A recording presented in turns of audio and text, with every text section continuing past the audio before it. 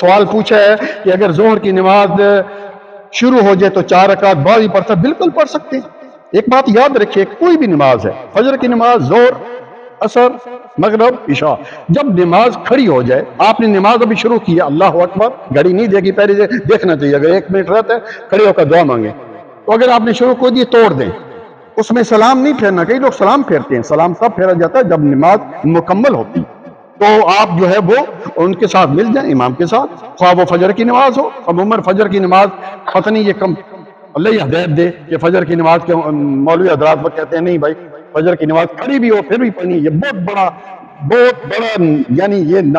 کیا ہے، نبی صلی اللہ علیہ وسلم کی مخالفت ہے، کیونکہ نبی صلی اللہ علیہ وسلم نے فرمایا اذا اقیمت الصلاۃ فلا صلاۃ الا المکتوبہ، جب فرض نماز کھڑی ہو جائے پھر کوئی نماز نہیں ہے۔ فرض نماز کے بعد جو ہے آپ جو ہے، کیونکہ یہ موقدہ سنتے ہیں، فرض نماز کے بعد جو ہے وہ 4 رکعت پڑھ لیں۔ جی